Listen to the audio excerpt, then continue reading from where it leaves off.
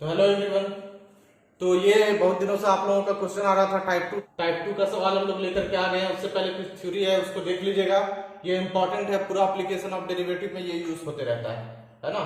तो कुछ फंक्शंस की प्रॉपर्टी होती है तो उनको प्रॉपर्टी के बेस पे ही हम कंटिन्यूअस या फिर डिफरेंशिएबल बोल सकते हैं। तो अभी तो सिर्फ कंटिन्यूटी पढ़े हैं, तो कंटिन्यूटी की ही बात करने वाले हैं।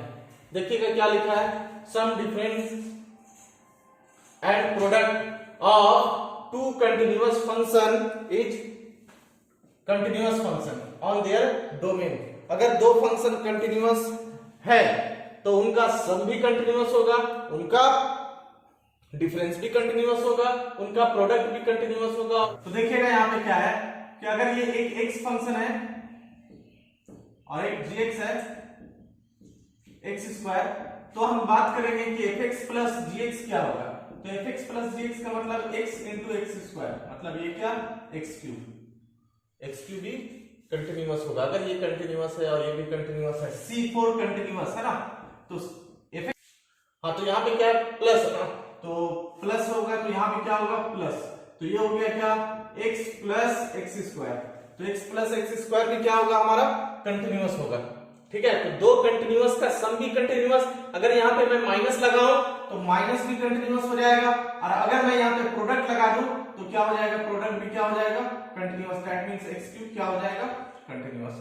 तो दो कंटिन्यूअस फंक्शन का सम डिफरेंस एंड प्रोडक्ट वो भी क्या होता है कंटिन्यूअस होता है। Quotient of two continuous function, quotient का मतलब उसका डिवाइड, उसका क्या डिवाइड। अगर fx कंटिन्यूअस है gx कंटिन्यूअस है तो fx by gx that implies x by x square, ये कट गया 1 by x, ये भी कंटिन्यूअस होगा। कब, जहां पे कोशिएंट जीरो नहीं होना चाहिए, क्या denominator is non zero. Denominator zero कहां पे बनेगा x जीरो पे बनेगा जीरो, तो x is not equal to zero. तो हमने देख पाया क्या कि कंटिन्यूअस फंक्शन का जोड़, घटाव, प्रोडक्ट और कोशिएंट ये सारे क्या होंगे कंटिन्यूअस होंगे। तो ये दो प्रॉपर्टी वेरी इंपॉर्टेंट है, आप उसको याद रखने की कोशिश करिएगा। तीसरा नंबर में all trigonometric ratio, all trigonometric function.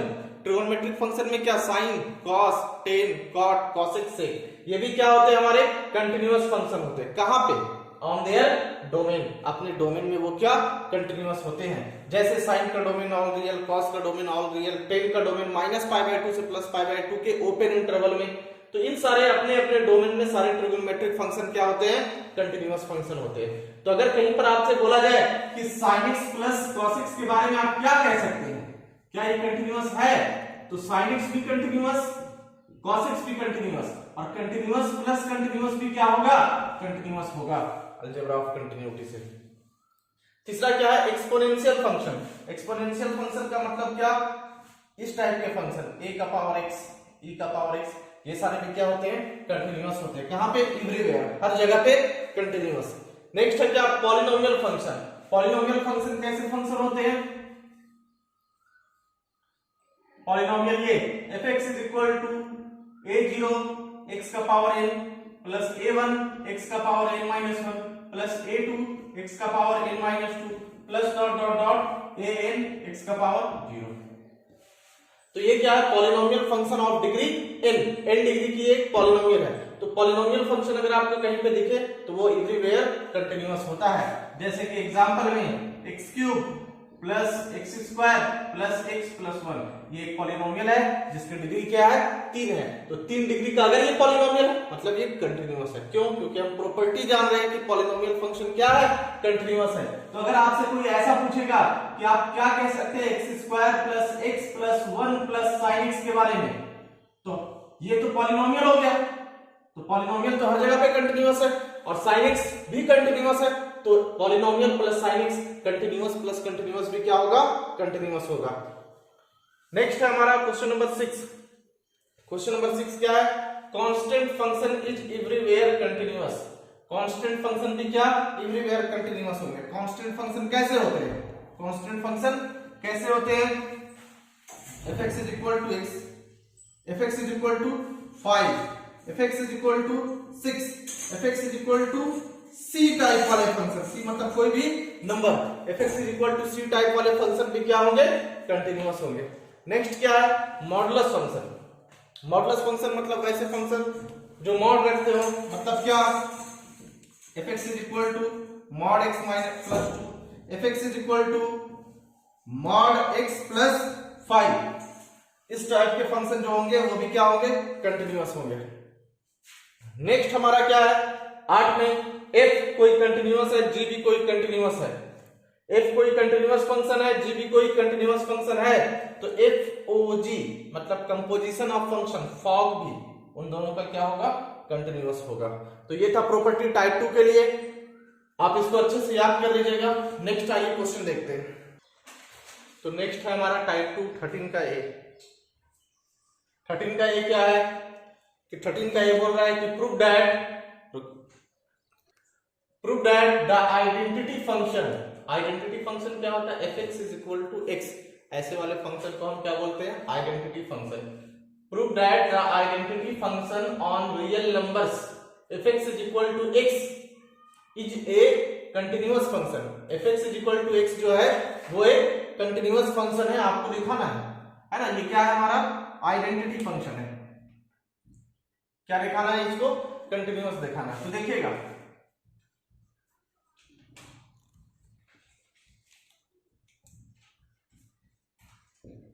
Given that क्या दे रखा है आपको, फंक्शन है ना, पॉइंट नहीं दिया, किस पॉइंट पे चेक करना है। तो हम क्या करते हैं कि कोई भी एक आर्बिट्री पॉइंट मान लेते हैं। तो लेट, जिस पॉइंट पे चेक करना है, C be any arbitrary point, let C be any क्या, आर्बिट्री पॉइंट, है ना। मान लिया क्या कि कोई भी पॉइंट जो सी है आर्बिट्री, उस पे चेक करते हैं। तो जिस पॉइंट पे चेक करते हैं उसे क्या बोलते हैं, let x is equal to A is equal to सी।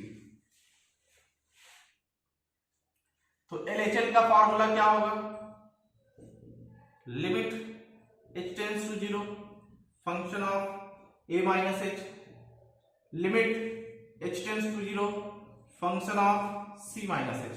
अब c को किससे, c माइनस h को किससे रिप्लेस किया जाएगा, x से रिप्लेस करेंगे। तो limit h tends to 0 c minus h, x की जगह पे रिप्लेस कर दिया गया। अप्लाई लिमिट,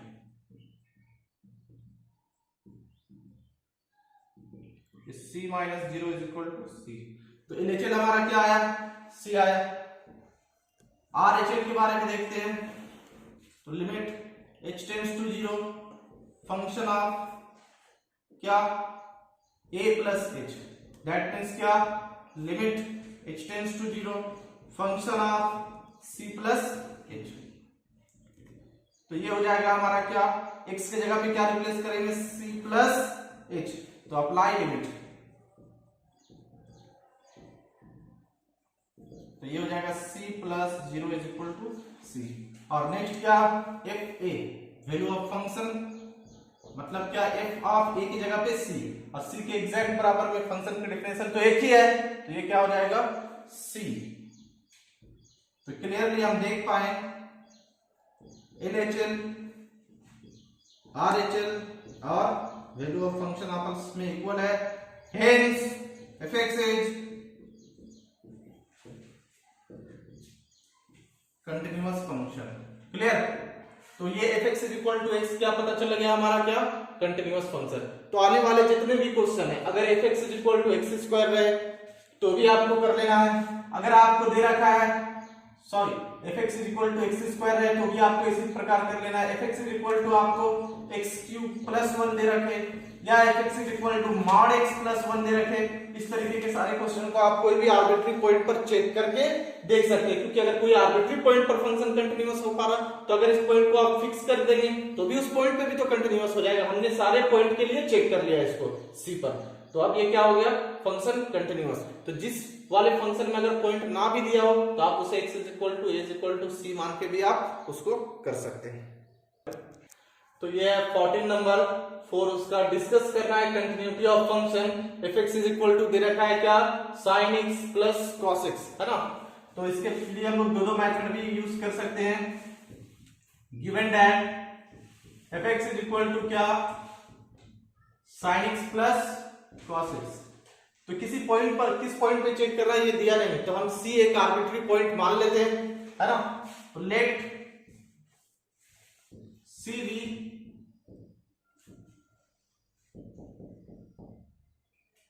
आर्बिट्री पॉइंट, है ना, सी कोई भी आर्बिट्री पॉइंट मान लिए। तो let x is equal to A is equal to c.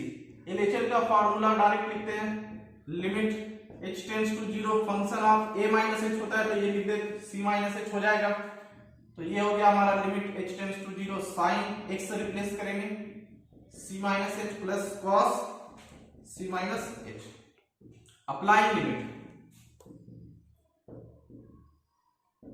तो ये हो जाएगा sine c minus 0 plus cos c minus 0। तो ये हो गया क्या हमारा sine c plus cos c।